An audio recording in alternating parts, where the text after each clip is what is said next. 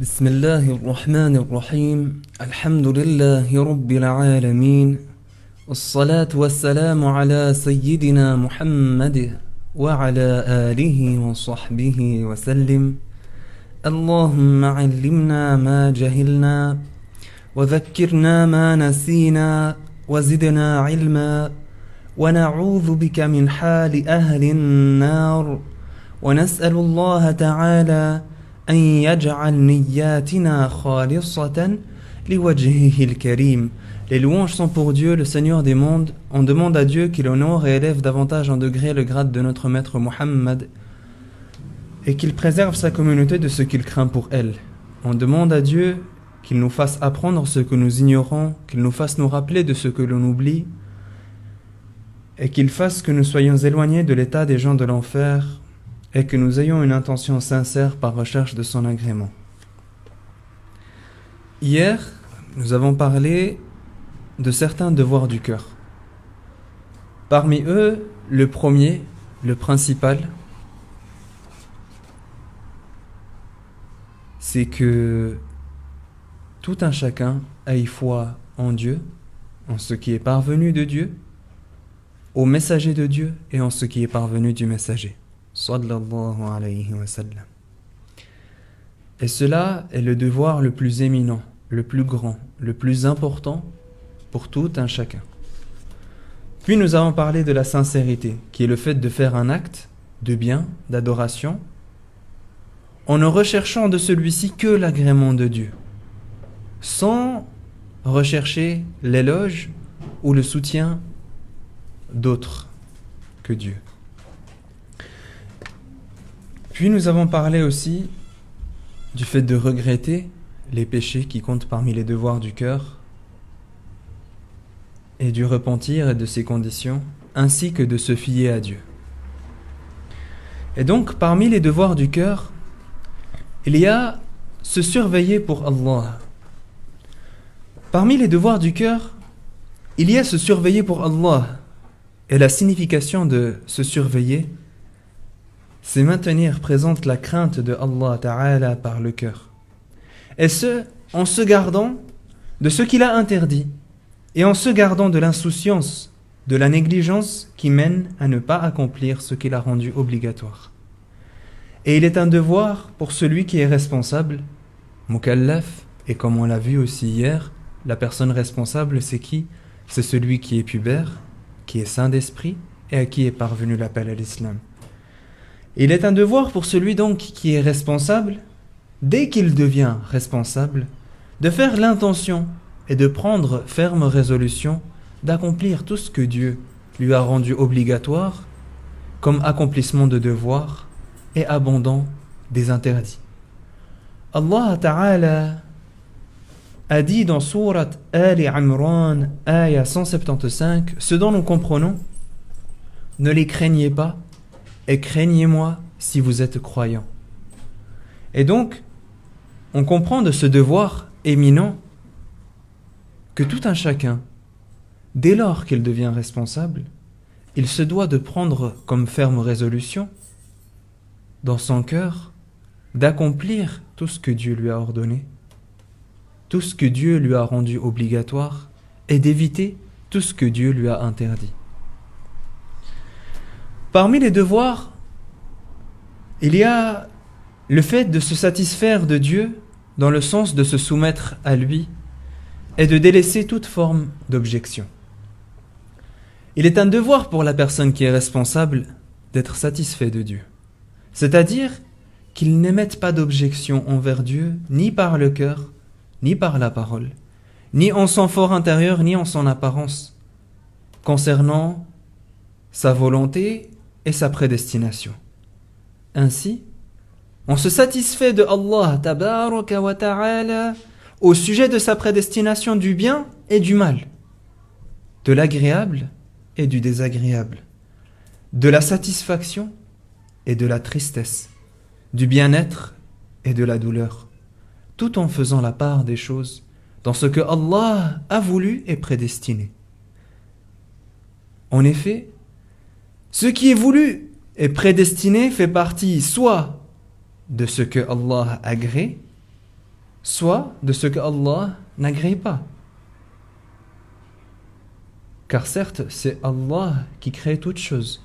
Comme on l'a vu également hier, il n'y a pas deux créateurs pour ce monde. Allah Ta'ala est l'unique créateur et il a créé le bien et le mal. Mais il agrée le bien et il n'agrée pas le mal. Et donc,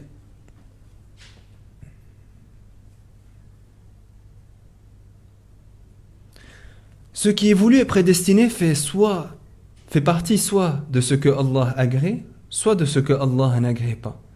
Ce qui est voulu et que Allah agrée, l'esclave de Allah se doit de l'aimer. Et ce qui est voulu et que Allah n'agrée pas, comme les choses interdites, l'esclave se doit de les détester, sans pour autant détester la prédestination et la volonté de Dieu concernant ces choses-là. Les péchés, ils font partie de l'ensemble des choses que Allah Ta'ala veut et prédestine. Et il est donc un devoir pour l'esclave de les détester, puisque Allah Ta'ala ne les agrée pas et a interdit à ses esclaves de les commettre. Et ainsi, il n'y a aucune opposition entre d'une part la foi en la prédestination et en la volonté de Allah, et en d'autre part le fait de détester certaines choses que Allah a prédestinées et voulues. En effet, ce dont il est obligatoire de se satisfaire, c'est de la prédestination qui est un attribut de Allah Ta'ala et de la volonté qui est un attribut de Allah. Quant à ce qu'il est un devoir de détester, c'est ce qui est interdit selon le jugement de la loi de l'islam parmi les choses voulues et prédestinées. Et donc, parmi les devoirs du cœur, il y a le fait de se satisfaire de Dieu, dans le sens de se soumettre à lui et de délaisser toute forme d'objection. C'est-à-dire que tout un chacun, il se doit d'être conscient en son fort intérieur que chaque chose qui arrive dans ce bas monde et qui arrivera dans l'au-delà est par la volonté et la prédestination de Dieu. Que cela soit du bien ou du mal, que cela soit du bonheur ou de la tristesse, du doux et de l'amer, ainsi de suite. Tout cela est par la prédestination et la volonté de Dieu. Mais nous, en tant qu'esclaves, en tant que croyants, nous nous devons de détester ce que Allah Ta'ala nous a ordonné de détester, qui sont les péchés. Ils sont des choses auxquelles nous pouvons tomber dedans. Mais ce n'est pas pour autant qu'on se dit « Ah bah voilà, vu que c'est Dieu qui m'a prédestiné les péchés, alors... Non. Dieu a prédestiné cela, mais il n'agrée pas cela. La prédestination ou la volonté et l'agrément sont deux choses qui sont différentes. Car certes, Dieu a créé la terre, Dieu a créé le diable. Est-ce qu'il agrée le diable? Non. Bien sûr que non. Dieu, il a créé le bien et il a créé le mal. Est-ce qu'il agrée le mal? Non. Est-ce qu'il agrée le bien? Oui. Et c'est comme cela que nous devons, et c'est ce sur quoi nous devons nous attacher. Et donc, il y a parmi les devoirs du cœur également le fait de glorifier les signes emblématiques de la religion, qui sont, eux, agréés par Dieu. Il est un devoir, parmi les devoirs du cœur, de glorifier les signes emblématiques de la religion agréés par Dieu, dans le sens qu'il est interdit de faillir en cela et de manquer de considération envers eux. Parmi les signes emblématiques de la religion, il y a les mosquées, y faire brûler de l'encens. Et cela fait partie de la glorification qui leur revient. Abu Ya'la a dit dans son Musnad, Ubaydullah nous a rapporté que Abdurrahman ibn Mahdi nous a rapporté de Abdullah ibn Omar, de Nafi' de Ibn Omar, que Omar, que Allah l'agrée, le calife, le grand compagnon du prophète sallallahu alayhi wa sallam, Omar, encensait la mosquée du messager de Allah sallallahu alayhi wa sallam, et ce tous les vendredis. Omar ibn al-Khattab, le grand calife, qu'est-ce qu'il faisait? Chaque vendredi, il encensait, il mettait de l'encens dans la mosquée du prophète sallallahu alayhi wa sallam. Et cela, cet acte-là, fait partie des actes méritoires.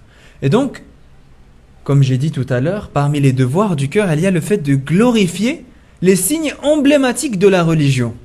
C'est-à-dire quoi concrètement? C'est-à-dire qu'il est interdit de faillir en cela et de manquer de considération envers ces signes. Quoi comme signe, par exemple? Comme le foulard, comme le voile que porte la femme. Ceci est un signe emblématique de la religion, qui est agréé par Dieu. Et il est un devoir de l'honorer, de le glorifier. Et il est interdit de se moquer de cela. Celui qui se moque d'un des signes emblématiques de la religion, alors il aura par cela rompu son islam, que Dieu nous en préserve. Et donc, de ces paroles, on comprend qu'il est important que, même si on discute avec des gens qui sont parfois réticents face à la religion, face à l'islam, il convient que l'on garde sa langue bien dans sa bouche et que l'on réfléchisse bien avant de parler, avant de lâcher des mots. Parce que certains n'hésitent pas. Subhanallah, certaines personnes qui se prétendent être des chefs, des têtes parmi les musulmans, qui parlent soi-disant au nom de l'islam, ils se permettent de dire des choses qui contredisent totalement la religion. Pourquoi? Tout ça pourquoi? Simplement dans le but de faire plaisir à quelqu'un qui fait partie d'une autre religion ou tel parti politique. Mais cette personne-là, qui se moque du voile,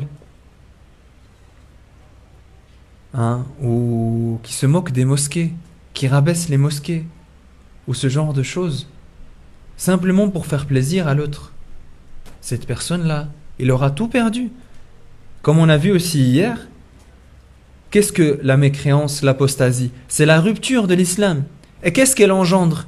Elle engendre la perte de toutes les récompenses accomplies lors de sa foi, lors de son état musulman, lors de son état croyant. Et on peut l'assimiler à quoi dans cette vie, en rapport avec cette vie-bas? À l'exemple de celui qui, toute sa vie, il met de l'argent de côté. Toute sa vie, il met de l'argent de côté, il arrive à une bonne somme. Et tout à coup, parce que il n'a pas réfléchi, il s'est laissé aller, ou il a eu peur de la critique des autres, il a eu peur de la critique, alors il a dit des paroles, et dû à ça, il a perdu tout son bien, tout son butin. Imaginez-vous, on voit des cas comme ça de nos jours. On voit des gens qui, toute leur vie, ils ont réuni de l'argent, ils ont amassé de l'argent, ils ont cotisé, ils ont mis de côté. Et un jour, il arrive le moment où il se dit, c'est bon, là, je vais pouvoir l'utiliser, et il perd tout. Soit dû à un incendie, soit parce que la banque, elle a fait faillite, elle a pris tout son argent. Dans quel état il est, cette personne? Une détresse immense, énorme. Celui qui perd sa foi, celui qui perd son islam, qui rompt son islam par la mécréance, il est dans un état pire que celui-là. Pourquoi? Parce que lui, il a tout perdu.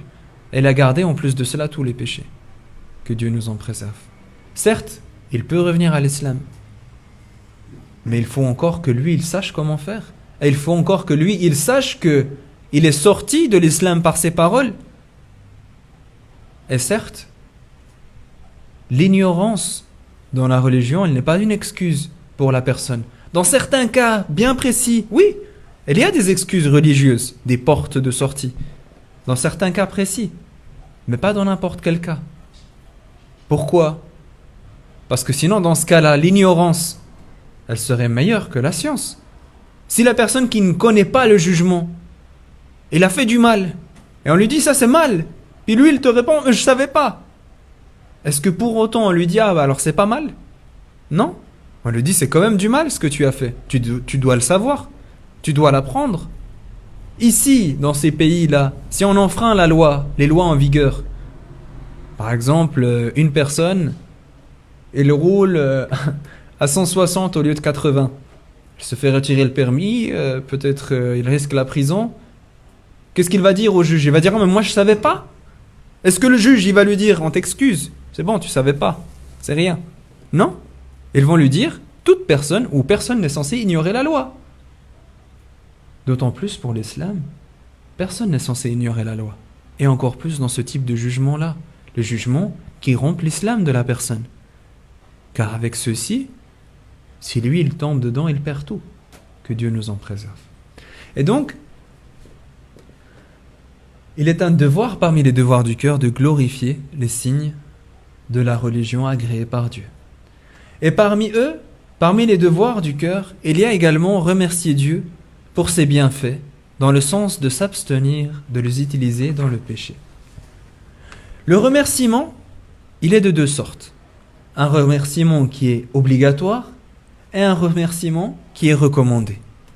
Le remerciement obligatoire, c'est ce qui incombe à l'esclave d'accomplir comme acte indiquant la glorification de l'mu'anim, celui qui accorde les bienfaits en abondance.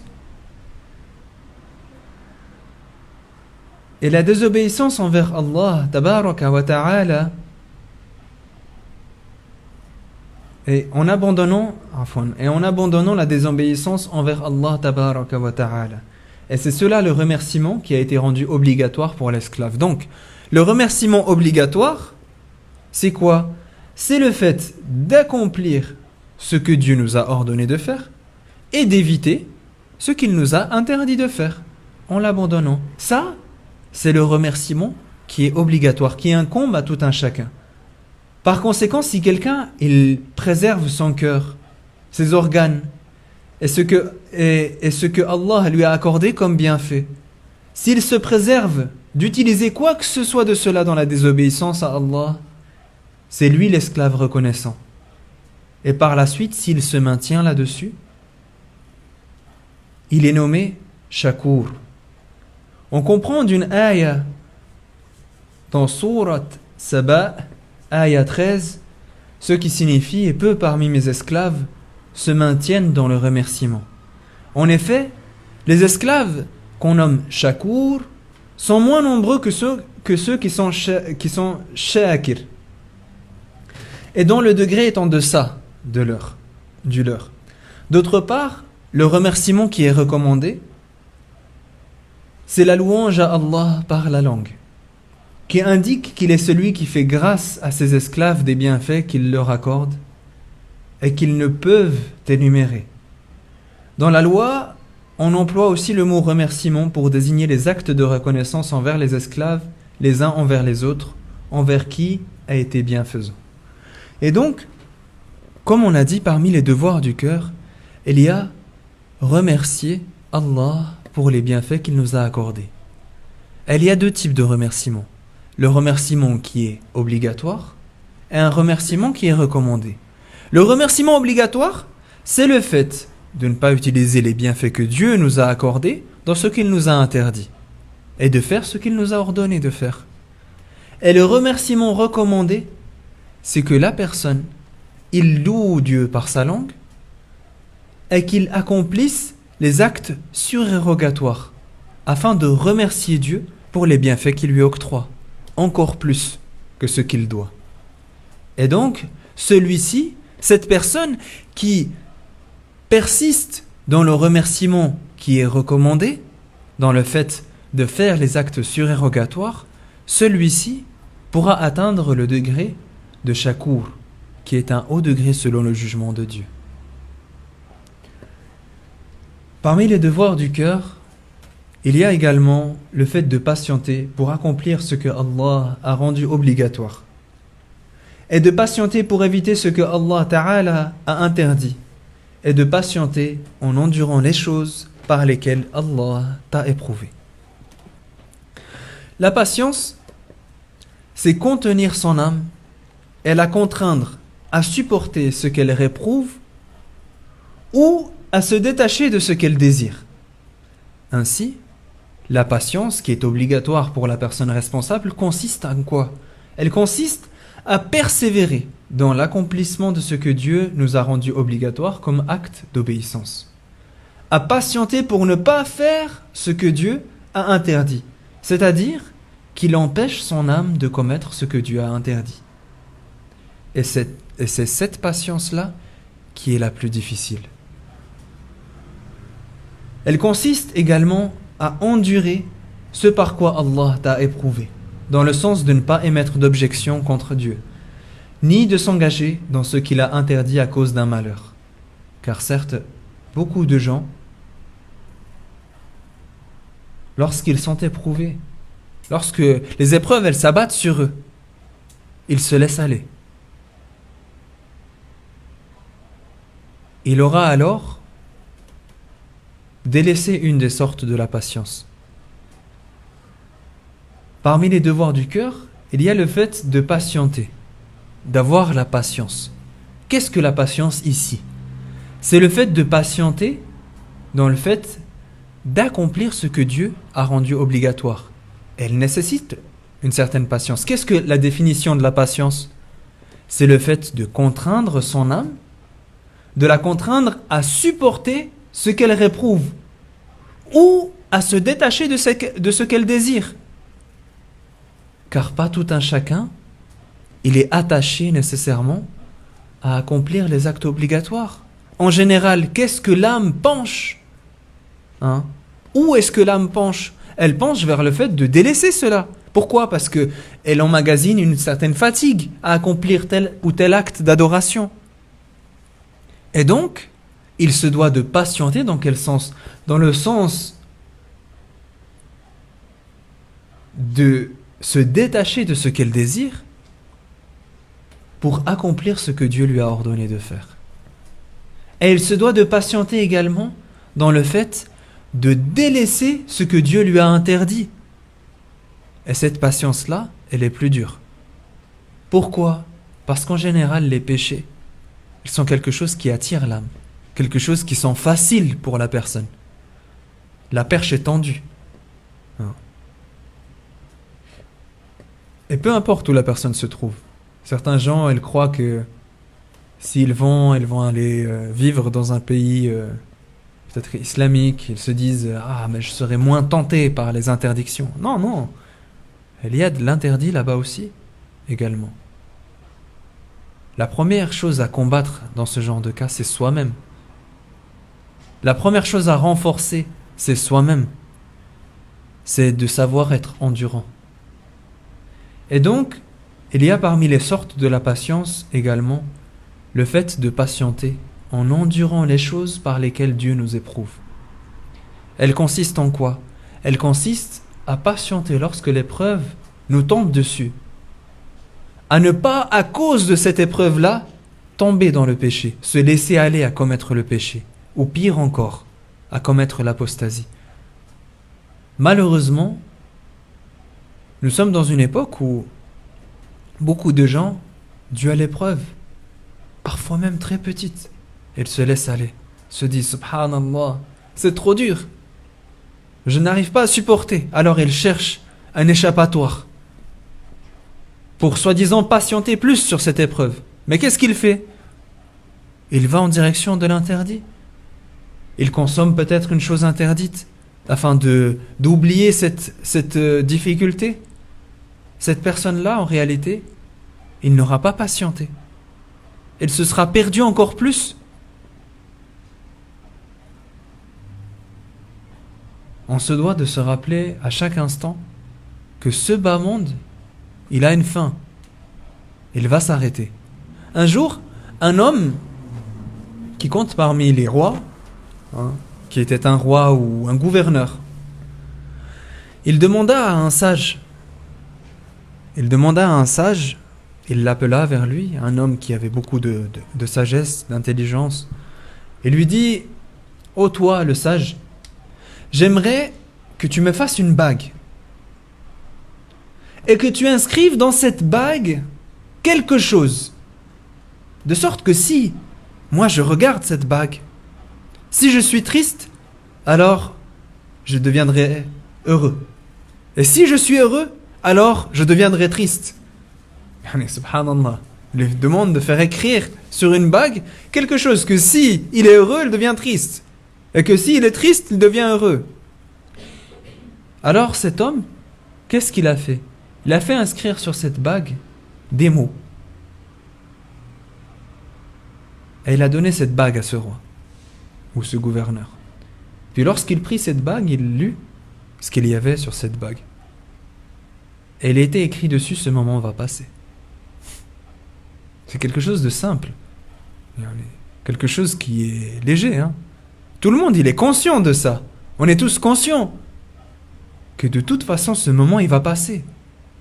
Et donc, il convient qu'on se l'intègre au plus profond de nous-mêmes. Que peu importe, si on est dans le bonheur, ce moment, il va passer. Si on est dans le malheur, ce moment, il va passer. D'une manière ou d'une autre. Peu importe le temps qu'il dure. Et si on est éprouvé, et que l'épreuve est rude, alors qu'on se rappelle les prophètes, qui eux sont les plus éprouvés des gens. Qu'on se rappelle notre maître Ayyub alayhi salam, qui a été éprouvé des années et des années durant, par la maladie très forte, très rude. Il a perdu tous ses enfants. Malgré cela, il a patienté. Et grâce à sa patience, il a atteint des hauts degrés, de très hauts degrés. Et c'est un exemple pour la communauté jusqu'à nos jours, alors qu'il fait partie des premiers, hein, parmi les premiers des prophètes. Il y en a plusieurs, mais il est plus proche de Adam alayhi salam que de notre maître Muhammad sallallahu alayhi wa sallam, parmi tous les prophètes qu'il y a eu entre. Et donc, cette patience-là, on la rapporte entre nous jusqu'à nos jours. Et il convient donc que lorsque on est touché par l'épreuve, on endure, on patiente. Et on se rappelle que ce moment, il va passer.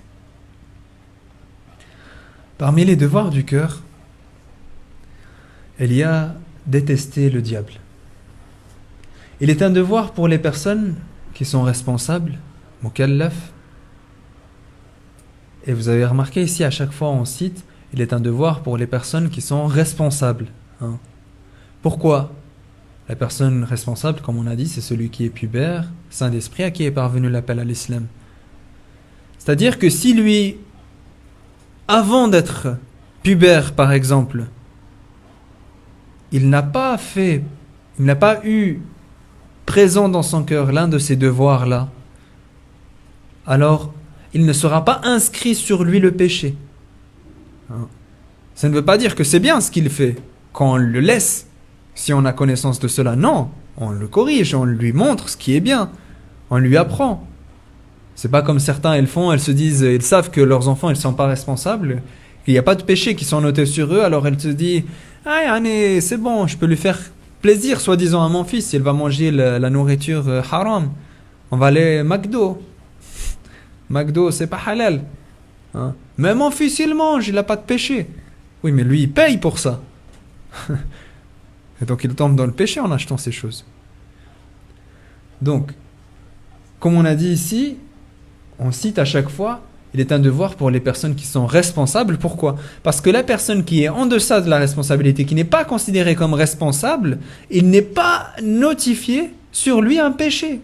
Et donc s'il meurt dans cet état, cette personne, alors qu'il n'est pas responsable, il entrera au paradis sans châtiment au préalable. Peu importe l'origine, la couleur, qu'il soit. Hein ? Cet enfant, si un enfant meurt, il ira au paradis sans châtiment au préalable. Peu importe son origine, son rang social ou sa couleur de peau. Et également pour quelqu'un qui est né en n'ayant pas la raison, hein, et qui a grandi dans cet état-là, qui a atteint la puberté, mais qui n'a pas la raison, puis qui est mort à 60, 70 ans, et qui n'a pas eu un moment de raison dans sa vie, alors cette personne-là, elle n'est pas responsable. Et également la personne à qui n'est jamais parvenu l'appel à l'islam. Et ça c'est rare, c'est beaucoup plus rare de nos jours. Mais c'est possible. Comme on a vu déjà, c'est quoi celui qui a reçu l'appel à l'islam ? C'est celui qui a entendu les deux témoignages, ou leur signification, hein, qui sont je témoigne qu'il n'est de Dieu que Dieu et que Muhammad est le messager de Dieu, ou leur signification, ou qu'ils sachent donc tout simplement que il y a des gens sur cette terre qui croient en un Dieu et qui croient au prophète Mohammed. Celui qui sait ça, alors lui on dit de lui qu'il a reçu l'appel à l'islam. Il fait partie de cette catégorie de gens. Celui qui n'a jamais entendu, il vit dans un endroit qui est reculé, il n'a pas la télé, il n'a pas le réseau, il n'a rien. Les gens qu'il fréquente, ils n'ont jamais vu un musulman, il n'a jamais entendu ça. Et lui, il a grandi, il est mort à 200 ans même. Mais il a grandi comme ça. Cette personne-là, il ne sera pas jugé, il n'est pas considéré comme responsable. Et donc, il est un devoir pour les personnes responsables de détester le diable, car Allah Ta'ala nous a mis en garde contre lui dans son livre d'une forte mise en garde. Allah Ta'ala a dit dans Surat Al-Fatir, Ayah 6, Fattakhidhuhu aduwwa, ce qui signifie et prenez-le comme ennemi. Le shaytan, c'est le mécréant parmi les djinns. On emploie aussi le terme shaytan en visant Iblis, qui est leur premier ancêtre. Comme vous le savez, Allah Ta'ala a créé plusieurs êtres possédant des âmes sur cette terre, ou aux alentours, on va dire. Il y a parmi ces êtres-là, possédant une âme, les anges, qui sont des êtres créés à partir de la lumière, qui ne désobéissent jamais en ce que Allah leur ordonne, qu'ils font tout ce qu'il leur est ordonné de faire. Ils ne sont ni mâles ni femelles, ils ne mangent pas, ils ne boivent pas, ils ne dorment pas, ils ne se reproduisent pas. Elles sont plus nombreux que les gouttes d'eau qu'il y a dans la mer. Elles sont plus nombreux que les étoiles qu'il y a dans le ciel. Pour vous donner un ordre d'idée, depuis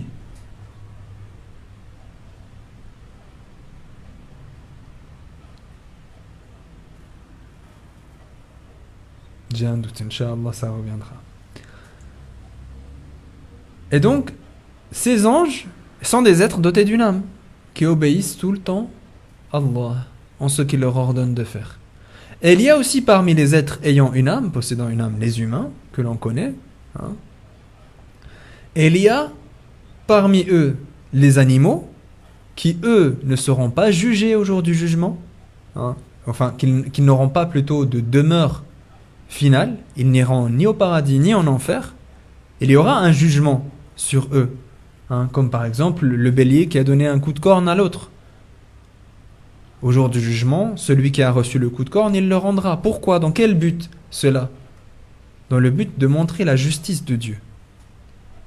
Puis par la suite, ces animaux ils seront réduits en poussière. Et les non-croyants ce jour-là, ils diront « Oh, si seulement j'avais pu être un animal ». Parce que lui, il sait, elle sera où sa demeure. Que Dieu nous en préserve. Et donc, parmi les êtres ayant une âme aussi, il y a les djinns, qui sont des créatures créées à partir du feu. Et leur père, c'est Iblis, Satan, le maudit. Leur père, c'est Iblis. Parmi les djinns, il y a des djinns croyants, et il y a des djinns non-croyants. Les djinns non-croyants, on les appelle shayatin, shaytan, diable, des diables. Et il y a parmi les djinns également des djinns qui sont croyants. Il est un devoir pour les personnes qui sont donc responsables de détester le diable et ceux qui leur ressemblent. Et Iblis, son sens, le sens de ce mot, il vient de celui qui est éloigné du bien. Car certes, il a été éloigné du bien. Iblis, à l'origine, il n'a jamais été un ange, comme certains le prétendent à tort. Ils disent c'est un ange déchu, Satan, que ce serait un ange déchu. Non. Pourquoi? Parce que comme on a dit, les anges, qu'est-ce qu'ils sont? Ils sont des êtres déjà créés de lumière, ils sont ni mâles ni femelles, et ils ne désobéissent jamais en ce que Allah leur ordonne. Iblis, il est un djinn, créé à partir du feu, donc non pas de lumière, et il adorait au début Allah Ta'ala avec les anges. Il adorait les anges, ils adoraient Allah, et Iblis, il adorait Allah avec eux.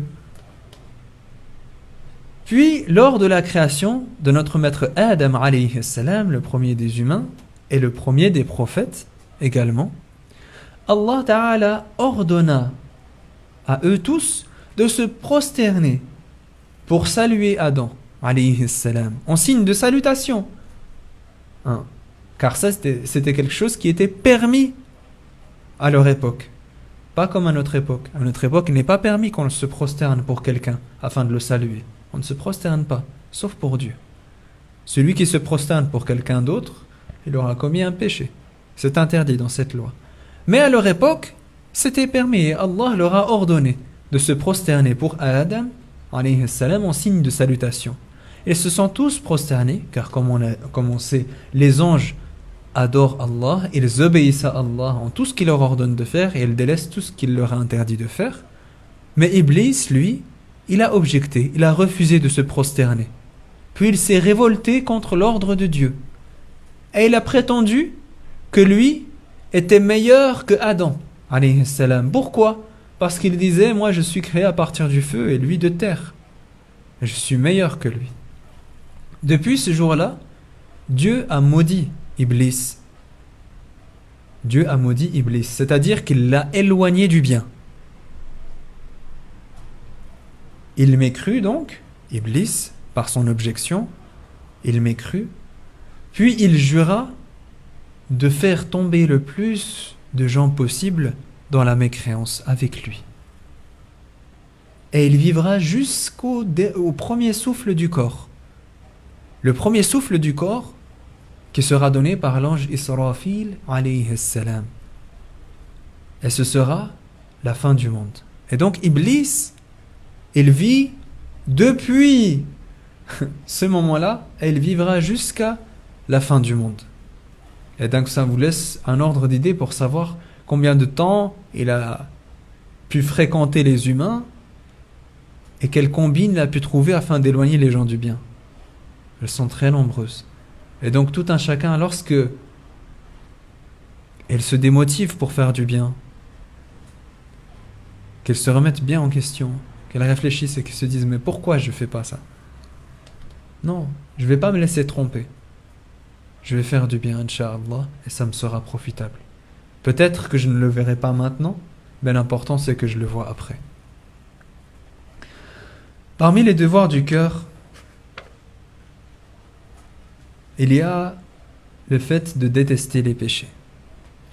Et il est un devoir de détester les péchés du fait que Allah tabaraka wa ta'ala a interdit aux personnes responsables de les commettre. Il est donc un devoir de détester les péchés et de les réprouver par le cœur, qu'ils proviennent de soi ou qu'ils proviennent de quelqu'un d'autre. Et il y a une différence entre se réjouir du péché et le fait de mentionner un péché que l'on a commis.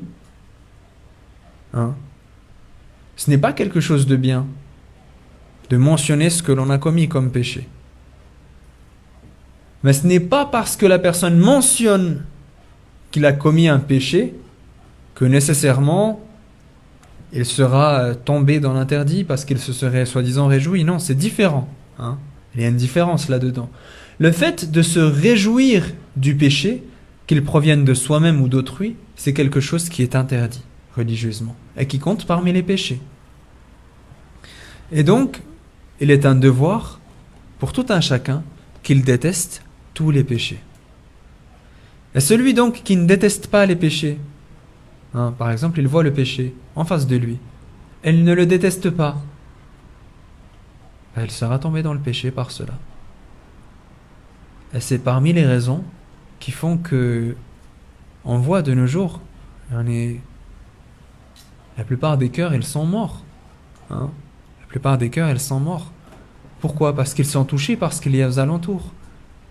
Parce que le cœur, il se souille. Parce que le cœur, il rouille. Cette rouille-là, c'est les péchés. Et celui donc qui ne déteste pas les péchés, à chaque fois qu'il voit quelque chose d'interdit, s'il ne déteste pas cela dans son cœur. C'est-à-dire quoi détester? C'est-à-dire réprouver cela. Hein? Qu'il réprouve, qu'il n'aime pas cela. Celui qui ne fait pas ça, lui sera inscrit sur lui un péché. Et combien de péchés de nos jours on peut voir autour de nous, aux alentours, énormément. Que Dieu nous fasse miséricorde.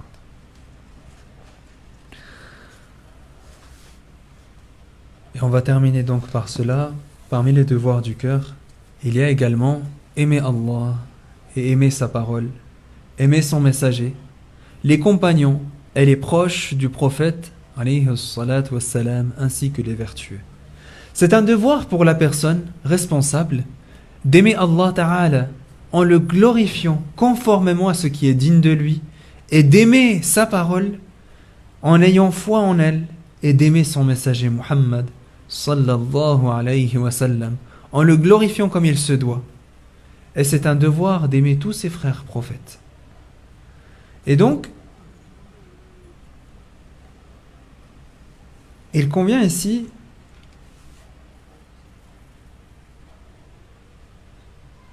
qu'on comprenne que l'amour qu'on se doit d'avoir envers Allah et envers son messager, c'est-à-dire qu'il glorifie Allah comme il se doit et qu'il glorifie le prophète Muhammad sallallahu alayhi wa sallam comme il se doit, c'est-à-dire qu'il ait la place la plus haute dans son cœur et aussi conformément à ce qui est digne de lui attribuer et de l'exempter de ce qui n'est pas digne de lui.